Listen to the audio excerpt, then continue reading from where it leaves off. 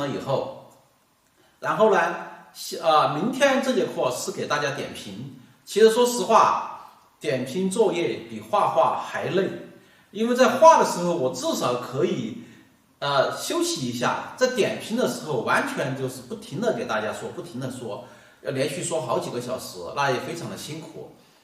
但是很多同学还是想得到我的点评，所以说，因为从上学期我们这个就看出来了哈，很多同学还是想，最后是不是能得到曾老师这个点评啊？所以说我这学期改变了一些之前的一些那个课程哈，把最后一堂课安排成我们这个点评了。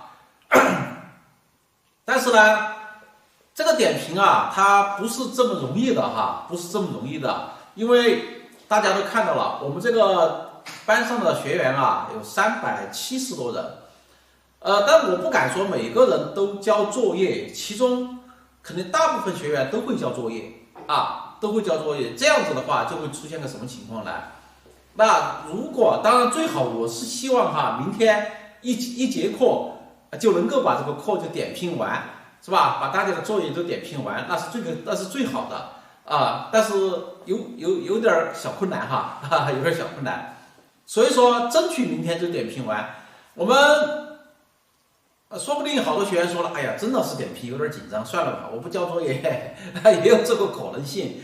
其实很多的学员哈，他的就是说所犯的问题啊，比如说我们画画出现的问题啊，其实都差不多你比如说很多是它的各种衔接的不好，很多烘匀烘的不好，好多画水画的不好，他们的问题都差不多，是吧？有些说了，我看老师给别人点评，就是给我自己点评了，也是挺好我们明天这样子哈，明天的安排是现在是150多人哈，争取人多一点，我给大家把这个说了以后，这样子的话，这样子你们就可以怎么样呢？大家知道我们怎么一个过程流程是怎么样的流程，因为这一次之前大家都知道晚上。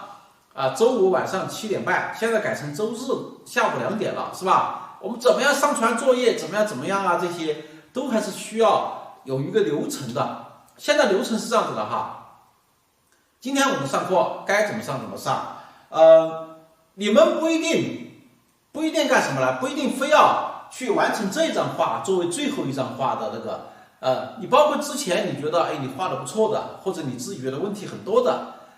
都可以上传，但是还是这么说了，一个人一张就算是你想一想，300多人，一个人如果2张，甚至有心说，哎呀，我贪心，郑老师把我全部作业都点评了，一个人5张，你想想，那可能吗？说一个人1张，你自己拿1张，你平常你觉得最想让老师点评的自己画不下去了自己不知道怎么去画了，让老师给我点评一下，看他怎么办，是吧？这是一个哈。第二个呢，上传的时间，刚刚张老师也说了但是我在这里再说一道，现在170人，170人的话，我再说一道哈。我们明天上午10点钟开始上传作业，一直上传到下午1点半，我们2点钟上课嘛，上到1点半，我们就要开始准备这个上课的时间了哈。所以说，争取在上传的这个期间。同学们不要去太多的留言张老师给我点评，谢谢这些都不要说都不要说，就是上传作业前提哈，一个人1张哈，千万不要像之前有些学员耍点小聪明，好像觉得我把那个什么这个上面写上一个别人的名字就看不到，因为你一看得到是你一个人发的，是吧？最好就是我们守规矩，是吧？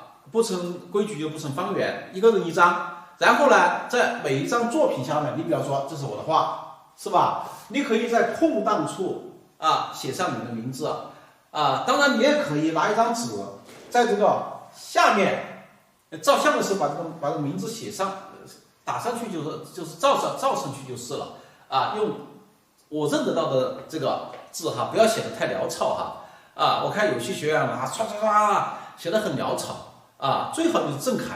一般来说，我们用编辑的文字，大家都是用的是正楷，哎，看得清清楚楚是谁就是谁，好吧？到时候不要给我弄个很难认的字，我是现场直播我认不出来，那很难看的哈。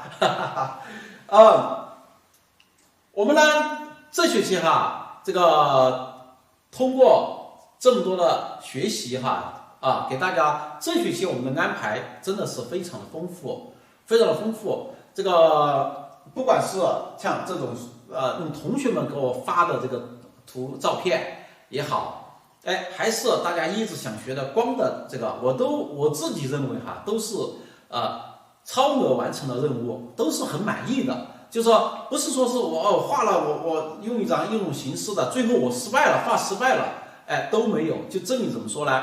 我在画的过程中，我是非常认真的备了课每次在上课之前，甚至在上课前一天，我就开始构思，哎，我下次我要教的这个，我用什么方法？你包括我这个是在泼彩泼彩这些，我怎么泼，我怎么去泼了以后怎么去？虽然我们知道泼出来的效果，但是在泼的过程中，泼完以后我怎么去处理它？哎，都是有想的大家不要以为我们画画就是拿着笔就画，都是这样子哈。其实每次为了让所有的同学能够更好的学习到彩墨山水画的知识，我可以说是倾囊相授把我这么多年来学习的一些技法、基本技法都是完全毫无保留的教授了大家当然还是有说了我看到有些学员今天在留言说的，哎呀，这个还没有感觉到我还没开始画画，这节学就结束了，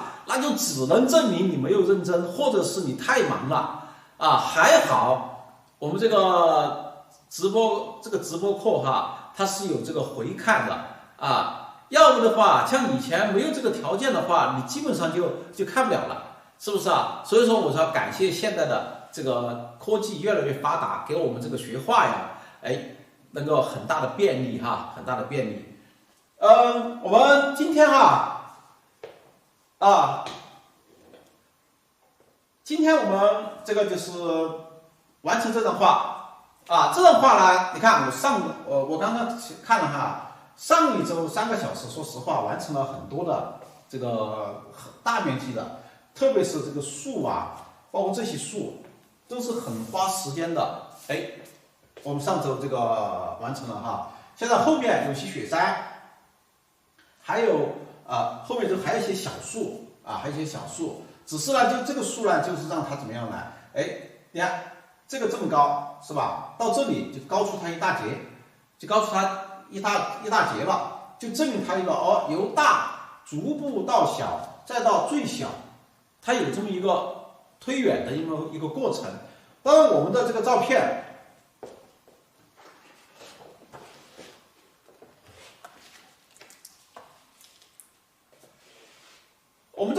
呢，它也是有这种你比方说，你看它前面的这个就很高，是吧？到后面它还是很矮的。然后其实这里的层次是非常丰富的。你们要是仔细看的话，放大，因为我把那个照片发给大家了嘛，你们仔细看，放大的话，那它这个层次是很丰富的。我们也不一定去画了这里画很多层次我们主要是把这个层次从这里到这里再到这里的层次把它表现出来。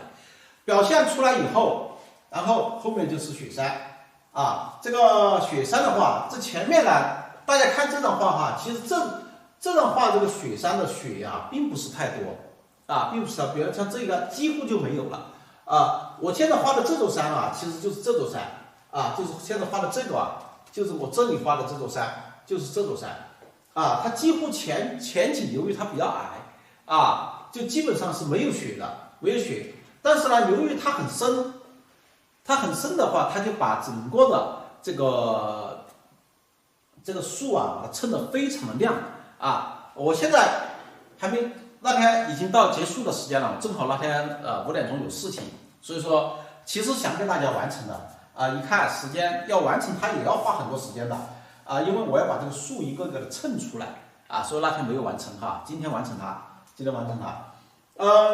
现在关键是就是这个什么，这个倒影。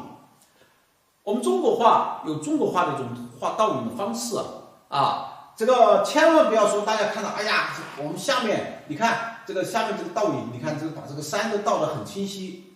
如果这么画的话，就不，我是觉得哈，就不太舒服了，就不太舒服了。所以说我倒影上呢，我们有自己画倒影的一种方式，而且这个水我还觉得太近了。这个水太近了以后呢，它没有一种把那个水有种波光粼粼的感觉把它画出来。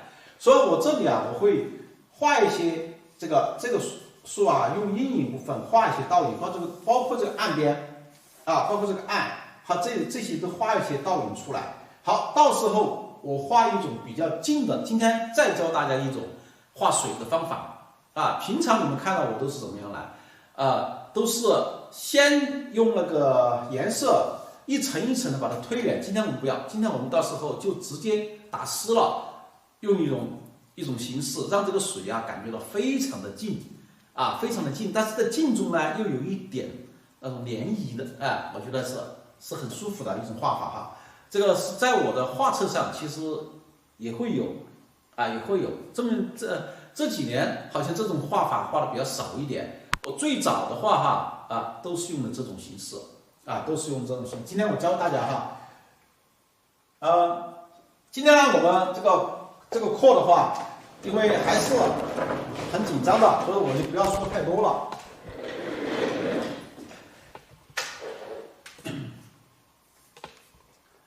我们首先就把什么样呢就去画一些远处的一些很小的很小的这些，这里就调点颜色。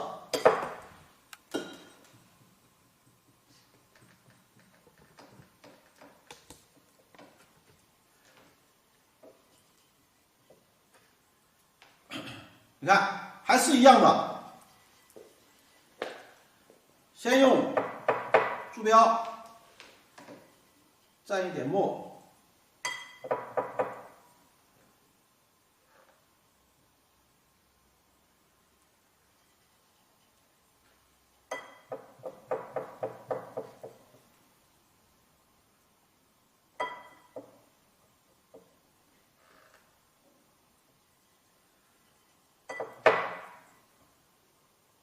调成那种软色调。这个时候呢，就要把它调的厚一点，就整个的色调让它厚一点千万不要怎么样调的太薄了。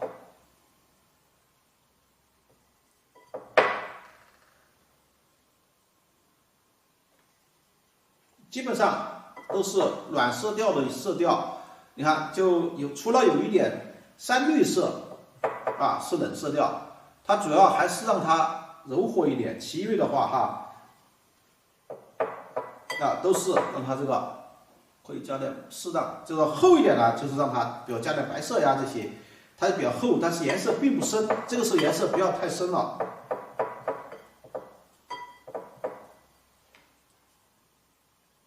调好以后，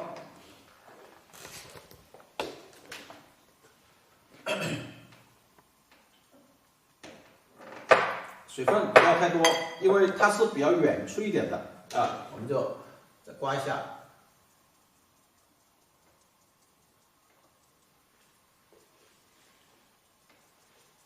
哎，大家看那这个树有这么高，再到这里1层、2层、3层后面的话它这个就已经就很矮了，是吧？这个可以改成2个了可以改成2个了。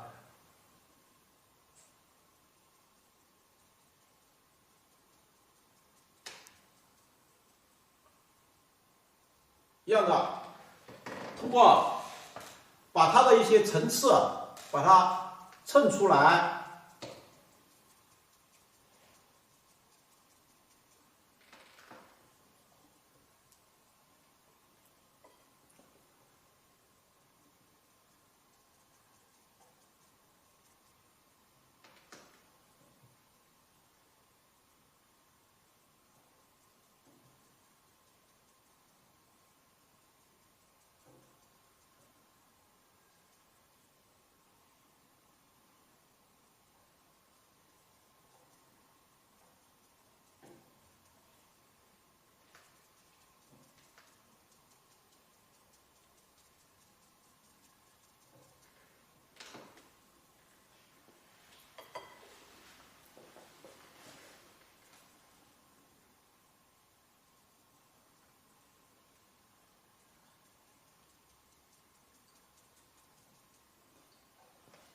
说了嘛，哎，这样子的话，画出它一些层次，画一下它一些层次比较多的东西。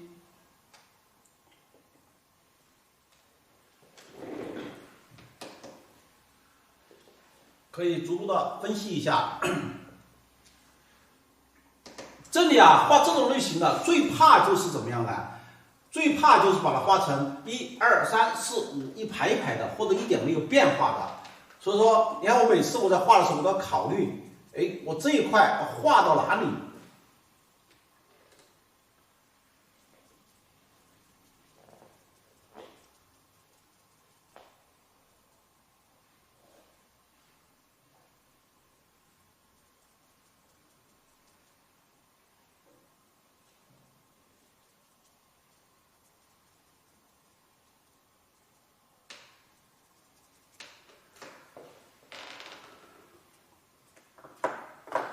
好，基本上把这里又画了一些。为什么要画这个树呢？就是这个树啊，其实就是让它到时候很好的和上面的树那个山衔接。如果没有它的话，哈，到时候这里啊，当然也可以用什么办法呢？用这个云气去衔接。这的话呢，就是云气的地方要稍微小，稍微少一点哈。基本上都是把它给压下来，压下来以后，哎。有一些会有一些云哈，我们不能看到我们照片上一点云都没有，然后你就怎么样就不舒服哈。好，我们现在这里画了以后，先别忙管它，为什么呢？它还是湿的，要画树枝的话要等一下。我们先把这个就是倒影给画一下。画这个倒影的时候，可以用大石斑啊，可以用大石斑。它相对而言，我们这里调点颜色，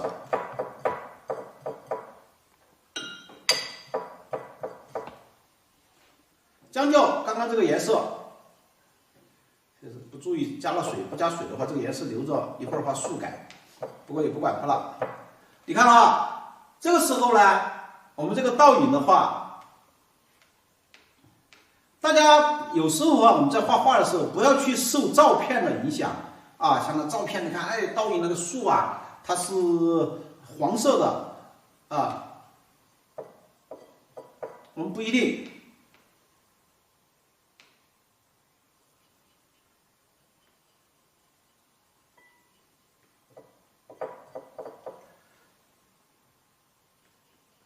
然后这里面还加了太青蓝，加了墨，加了胭脂。倒影可以稍微深一点，稍微深一点的话，你看这里面就加一些比较深的颜色，还可以适当的加点藤黄，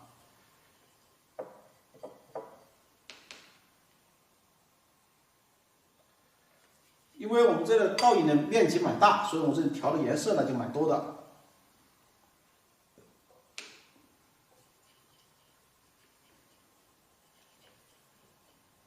好，你看，基本上调出来就这种色调，比较深的蓝灰色。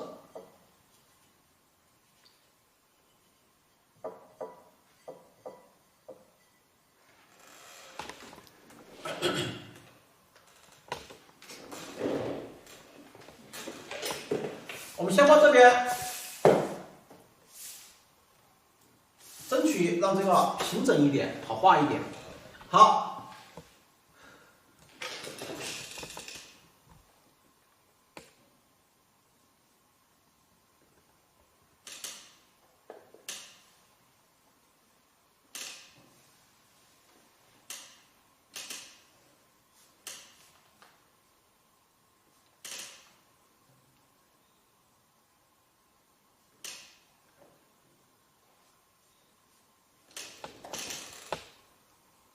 先把这个暗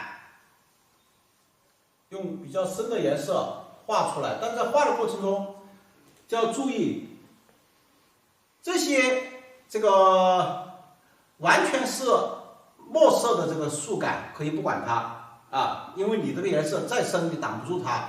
哎，但是有这些树感有留空的地方，那你一定不要就一下子把它画过去了，这样子就这个数到时候它就到不到前面来了哈，这是很重要的哈。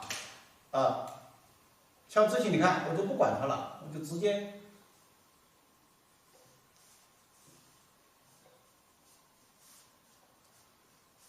才开始画的时候，笔上的水分还比较多，所以说我这里来看都还比较，它们衔接的地方都是非常的这个光，是吧？哎，现在画了以后，笔上的水分就少了，然后我们就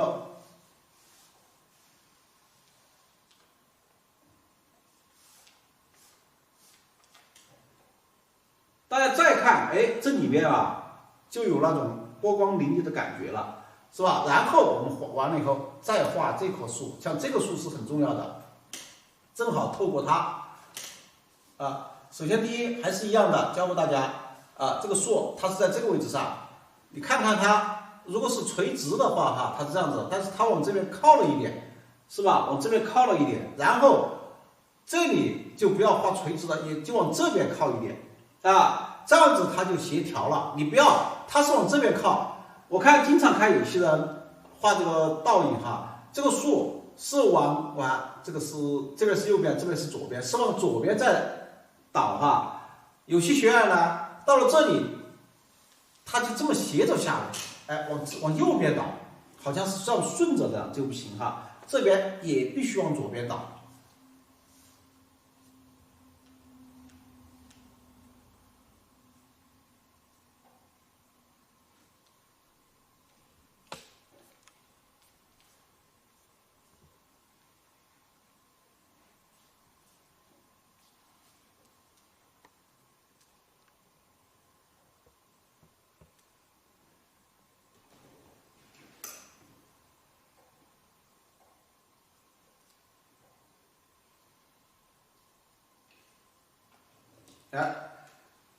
它是不是这就里面就有些这个波光粼粼的感觉，它就表现出来了。我们这里画了这一颗以后，这里有一重，首先，那你就整体的去画这个倒影，因为这个时候你是分不清它这个前面还是后面的不管我怎么倒，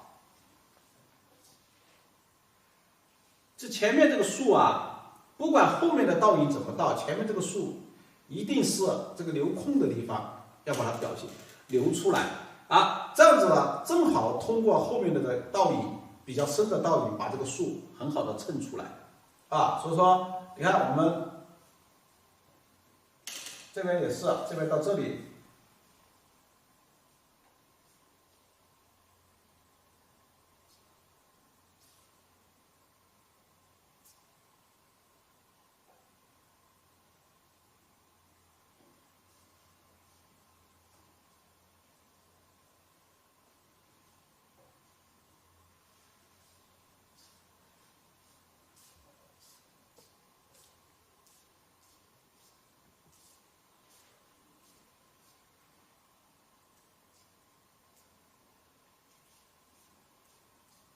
有些树在前面都看得到一点。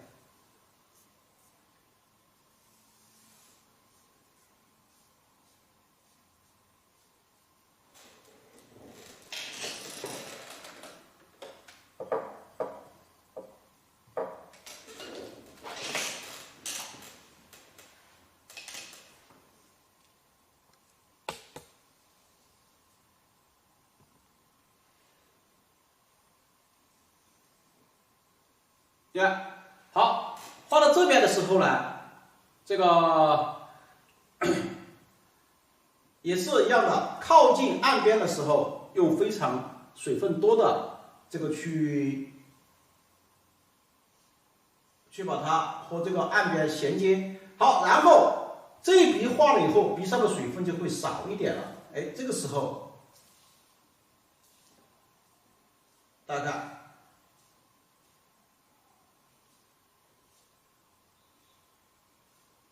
是吧？它这个就越来越少，然后我们再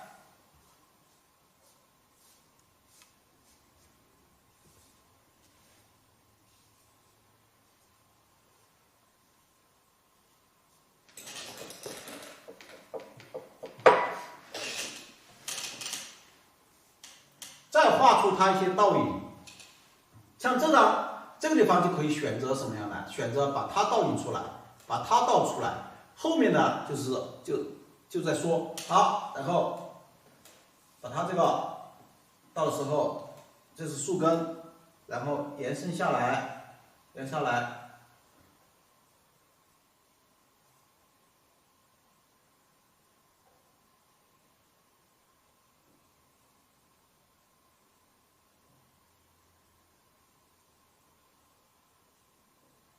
有大，有小，有些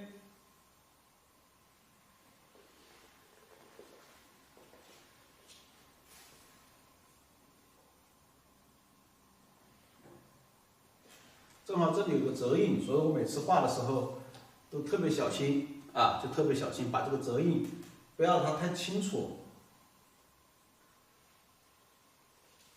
这个树呢，它由于它是比较前面的，啊，它是比较前面，所以说我们这里，这个地方啊，这个高度，它这个树是最高的一棵树，高度要比这旁边的这些来要高一点，就是要大一点。你看，不要都是一样大，要有大。有小，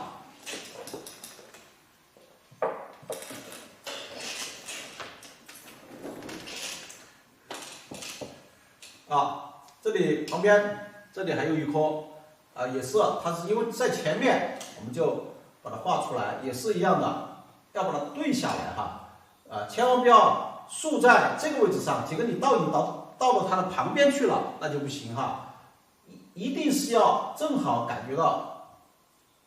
跟它对着，然后还有就是还要协调它的什么样呢？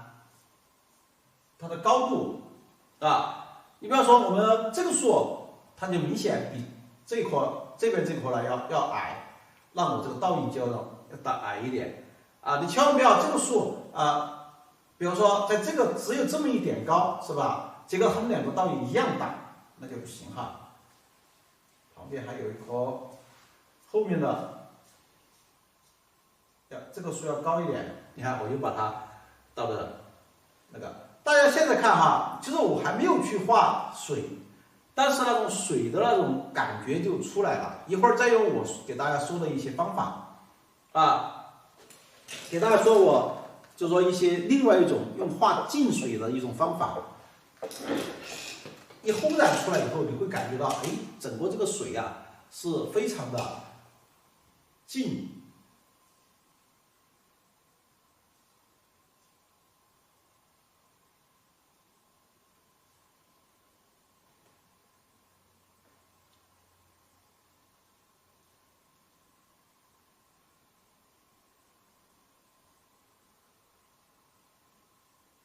不要都把它画的一样宽，它这个水纹稍微变化一下，说不定它这个下面就有变化。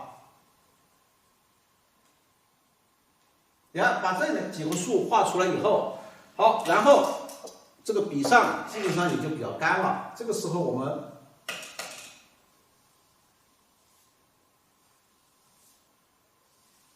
稍微把它们连贯一下。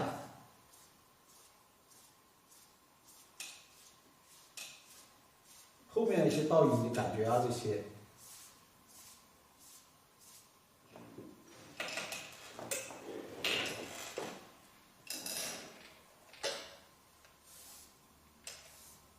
这样拖的时候，就跟我们上次画光的一样也是你不要一会儿一个方向，一会儿一个方向，要顺着它的方向来拖你不要一会儿这么一条，一会儿这么一条，是吧？要顺着它的方向来拖。好，你看现在我们这一块画了以后，是不是感觉到这个整个这个感觉这些就出来了？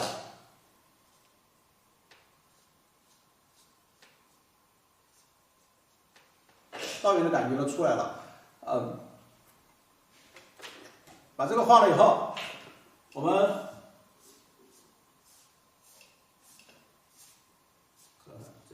还没画。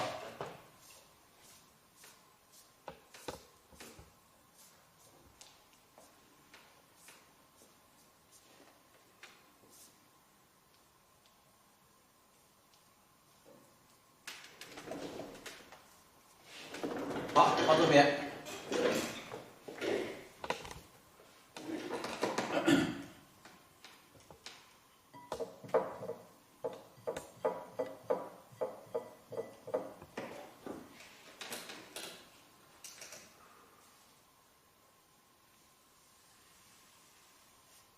方法还是一样，用水分比较多的去把这个边缘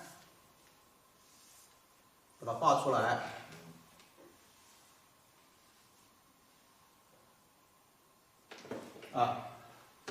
这个画的时候要注意，这个倒影只倒到这个石头的尽头，不要超出它，也不要低于它，刚好倒。你不要一会儿这个倒影倒到前面去了，那东西都没有，你怎么倒啊？是吧？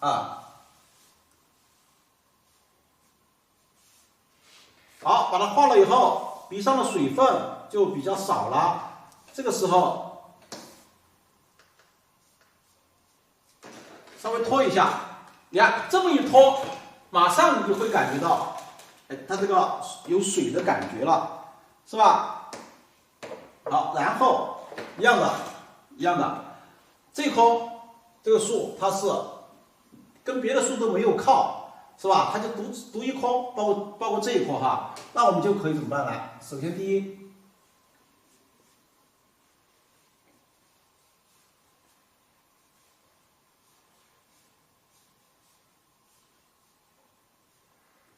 这个树有一点往右，那我们在安排的时候呢，它这个树就有点往右，是吧？这样子它就正好是这么一个倒影下来的一个形状。好，然后这个树呢，有一点点往左，中间它们是有空档的地方。好，然后呢，你看这个树高，它这个倒影就高一点；这个树矮，它倒影就矮一点，是吧？它们两个树的感觉就出来了，就出来以后，好，这边还有一组树，一样的，它差不多是在这个宽度。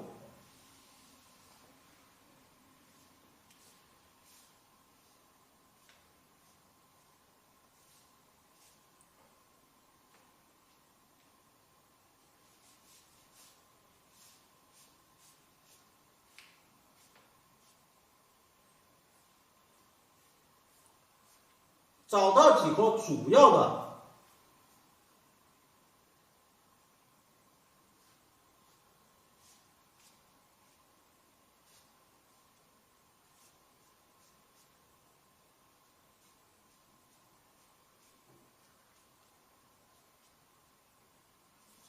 对，找到几棵主要的，把它稍微画一下，画了以后，旁边这里还有一棵。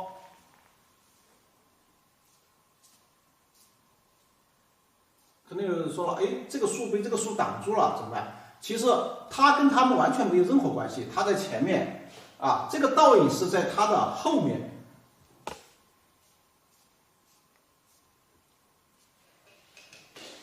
然后我们就把这个画好，画了以后，一样的把这些画好以后，鱼上的水分呢，就明显就怎么样了，就少了，少了以后，然后我们一样的。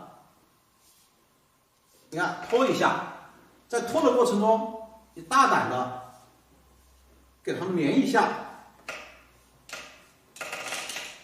大胆的连，就是它中间该有空的地方还是有空，但是又感觉到它们水与水之间互相有个连接。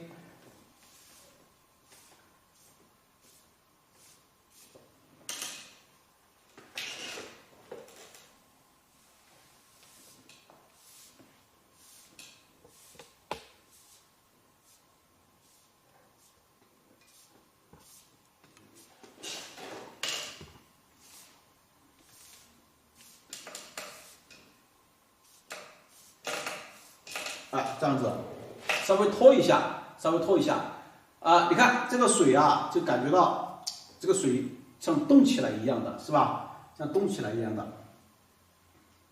把它们画好以后，然后摸一下上面，差不多也干了。好，这个时候我们就可以拿着小笔，现在你看它，你看不出来它有什么感觉，是吧？现在你觉得，它这个一重一重的哈，我把它里面的树感一画，它的层次感就出来了。我们这里调点颜色。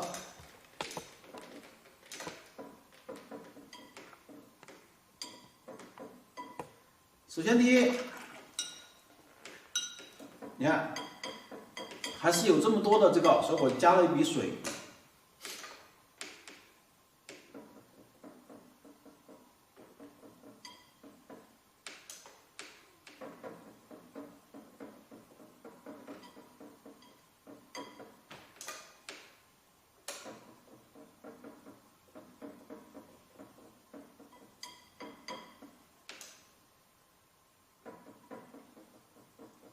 鼠标加墨加藤黄，加点山绿，就是它颜色不是很那个，因为是远处的哈，远处的不要太深，但是本身呢要比本身点那个树叶稍微深一点点稍微深一点点。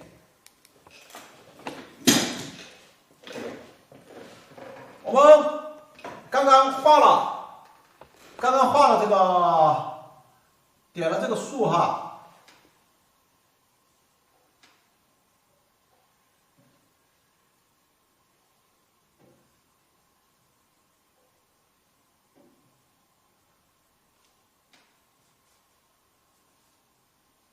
这些画这个树目的都是为了后面这个山石到时候好画，为后面这个打基础的哈。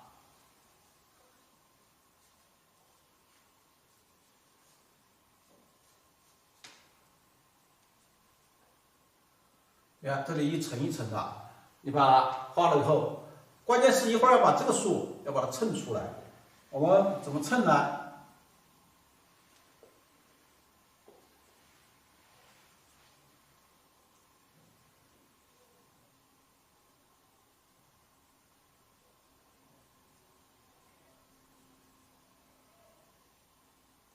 你看在画的时候，就要注意，就要通过这个树的浓度，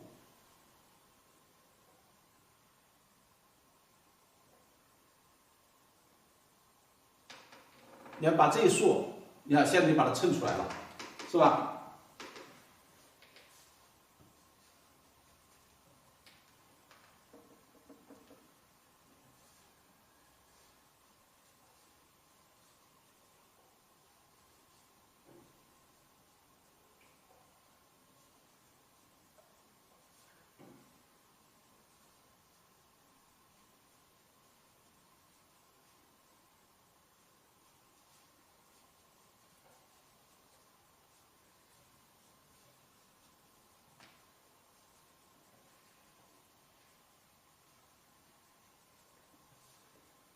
这也是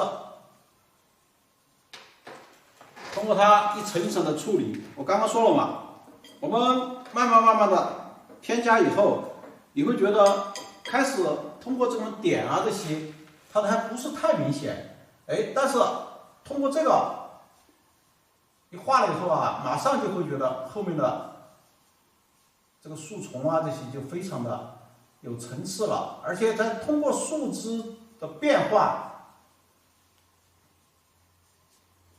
还有它这些把这个树就把它避免成了看着像一排一排的让它是有层次的，有大小，有高低，有高低错落的变化。你看，把它层次再把它画出来正好利用这么一点这个撑的比较深的，把前面这个树又把它衬出来。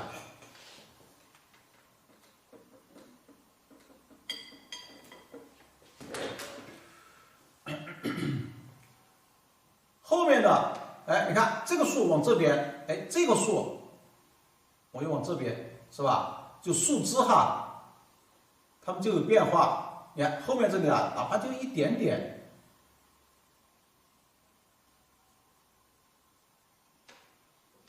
我都把它画出来。画出来以后，稍微衬它一下，你有感觉到，哎，它这个层次就出来了。这个树的形状还要把它修一下。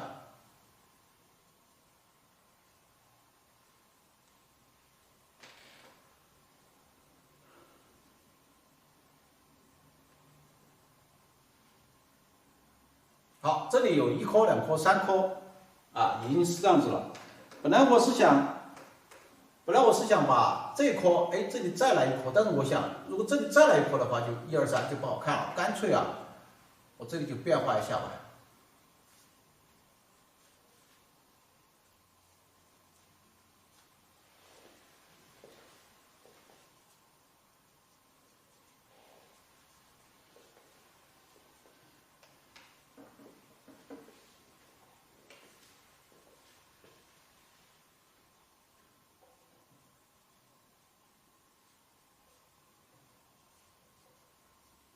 就是我们随时可以根据画面需要来调整它这个点子，不是说这个点子当时你点成什么样，我们就可以画成什么样，我们可以随时调整它，把这个树的大小啊这些都可以去随时改变。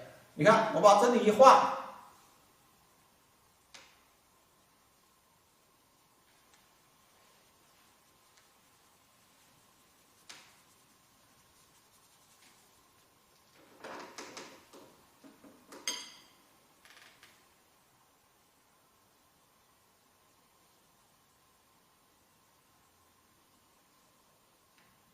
这个树就很大，是吧？它就很大的话，哎，它们这么下来以后，它不是直接下来了，它是这么上来了，它不一样。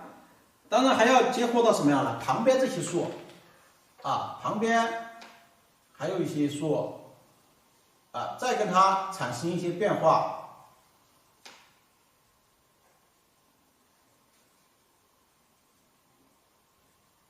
倒是做色的时候，都是做一种色调，啊，都是做一种颜色，哎，所以说我们这里再把它的层次啊，就要把它给画出来。做色，哪怕就是平染上去哈，它也会觉得很舒服。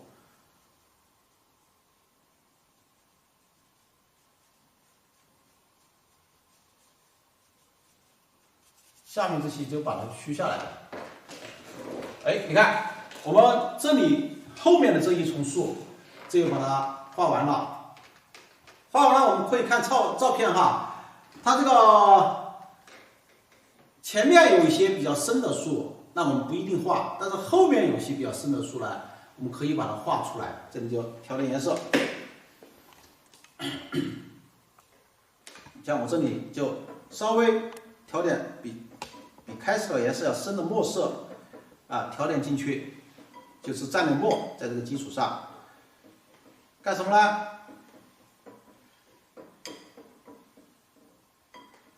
我们把后面啊稍微的画上几颗这个，它这个应该也是就是沙树啊或者之类的吧。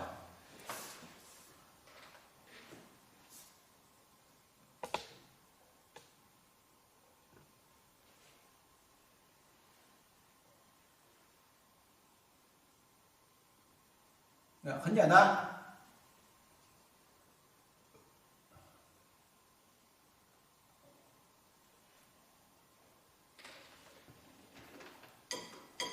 当然画它的目的啊是干什么呢？是为了让这个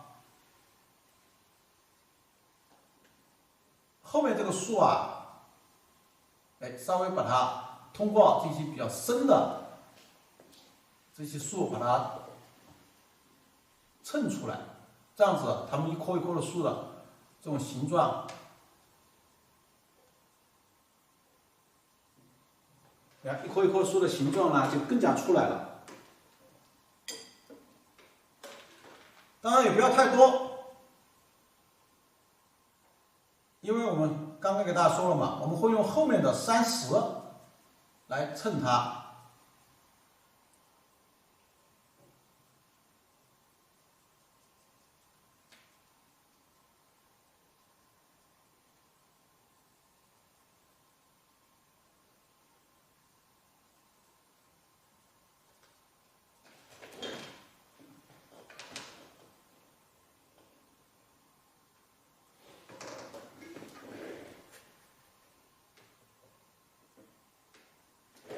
这里还有一点。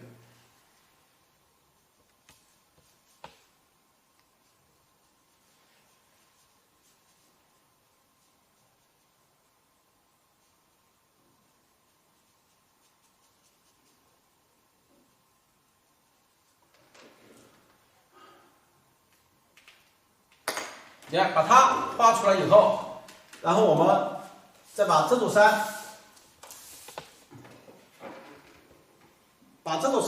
这个稍微再处理它一下。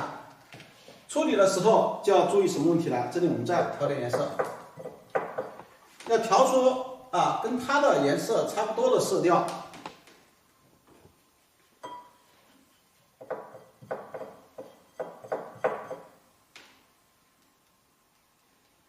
这刚刚染水的这个颜色染水的颜色，我们在这个基础上，我觉得还不够深，所以说又加一点这个太青蓝、墨、胭脂，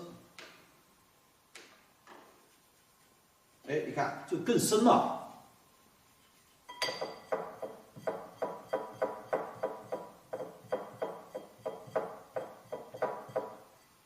水分不要太多。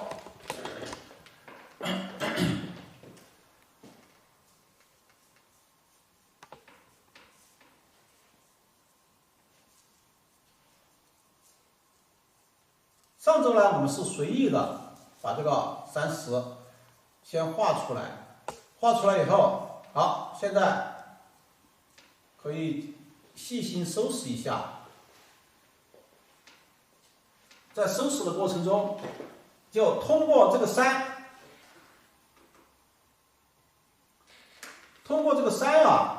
它的这个山的浓度、深度的颜色、色调，哎，把这些树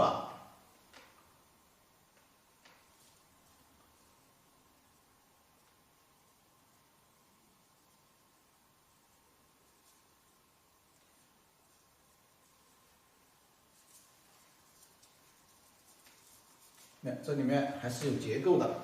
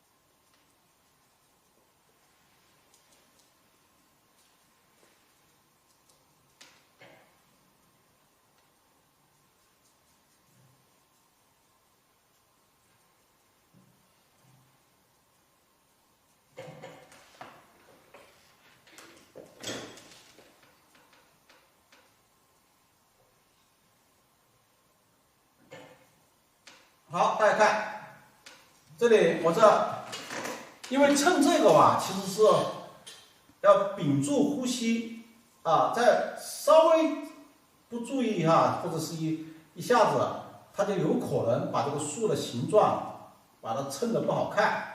所以我刚刚这里一直是屏住呼吸在做这个事情。把它这个衬出来以后，大家明显会感觉到我们这个树干什么了？是不是立体感更强了？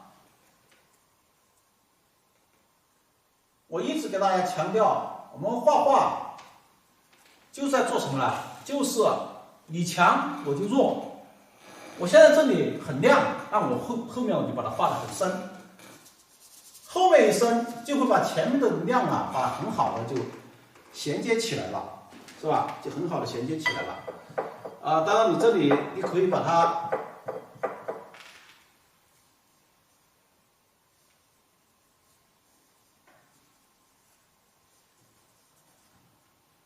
斜着把它画过来都可以斜着把它画过来。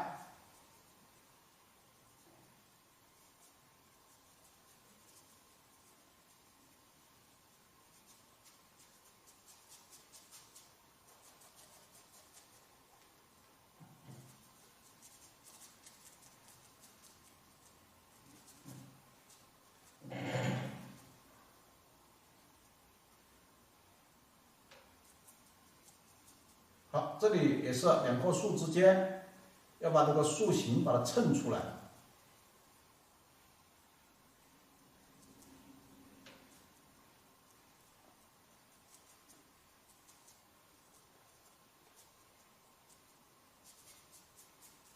再往下面走的话，就不要这么清晰了，因为这个地方到时候有可能我还会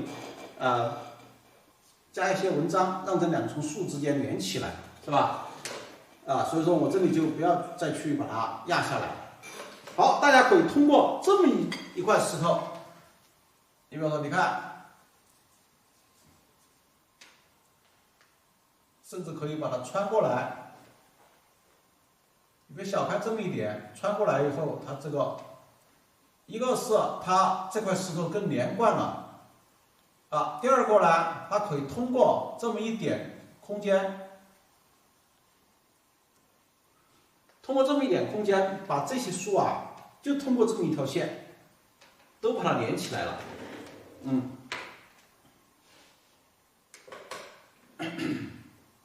你看，它现在整体来说，的话，整个的这个感觉，它这个通过这个山，通过这些就把它画出来了。画出来以后，我们现在呢，都还有一些细小的东西，上次。我们就可以像这些还比较粗糙一点，这个树枝的话我就可以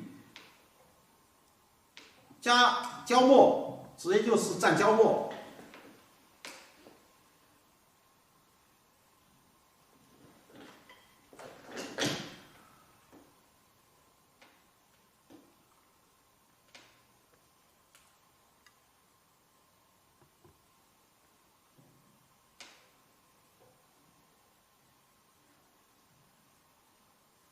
你看，把这些树枝把它再强调一下，一定是要比较深的墨要是太浅的墨的话，你挡不住就是这后面这些树枝。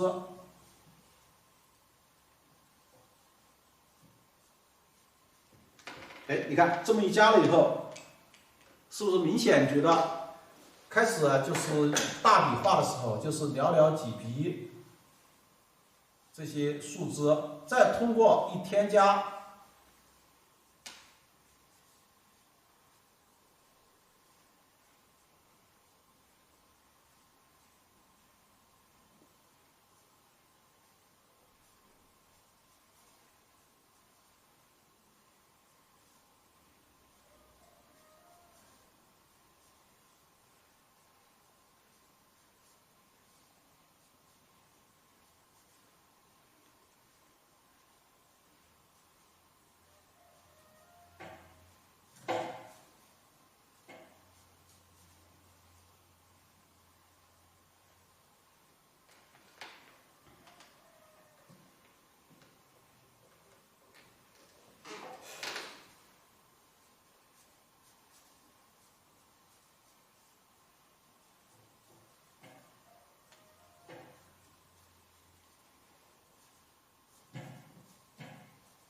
稍微加一下，最主要的地方稍微加一下。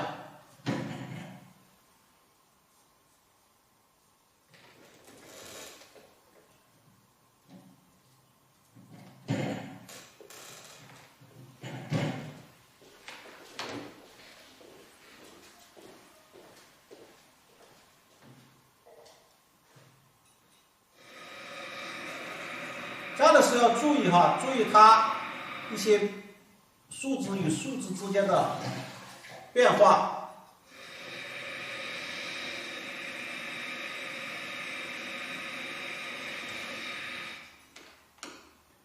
然后加完以后，我们这里啊，干脆就直接就点非常深的墨，用这个点子来解决。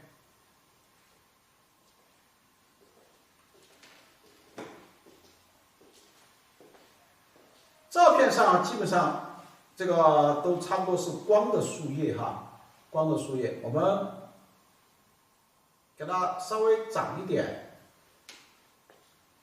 长点树叶。通过这个墨啊，这里正好不是太清楚啊，或者怎么样啊，我们可以通过这个点子，哎，把它们的交界的地方啊，把它点一下。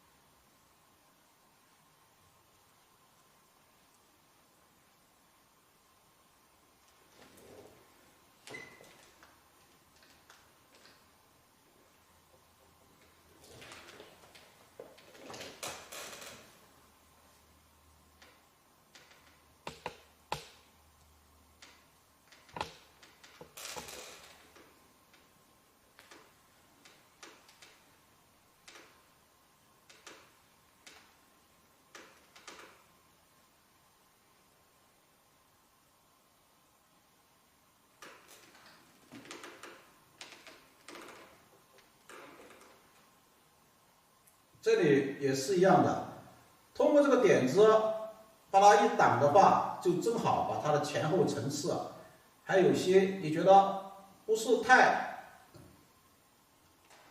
太舒服的地方啊，你比如说，哎，这个树枝和这个岸边的衔接，可以通过这个树叶，这个就跟点台一样的，哎，可以把它稍微长它一下。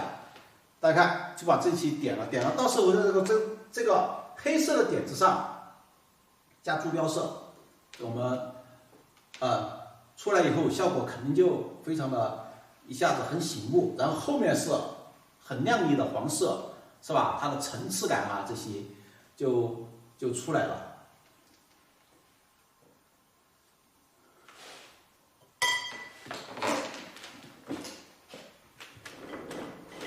这里顶上这个树，我们一会儿来点啊，基本上大家看个整体，是吧？整个这个水的感觉，还有通过加了这座山，把它压下来以后，这个树的感觉，是吧？哪怕这一点点都是非常重要的。它是这个画面显得非常的精致。好，然后再把这个树画了。这边这个树，因为它跟这些树没有交际，那有可能我会在这里点一点红色的树啊，点点红色的树，到时候看怎么去那个。因为现在这里还没干，等它稍微干一下，我们正好休息一下。好，然后一会儿正好一点就可以了哈，休息一下哈。现在3点钟啊，我们课间休息10分钟啊，3点10分准时上课啊。同样，我们课间休息的时候听一下音乐，播放啊，休息一下。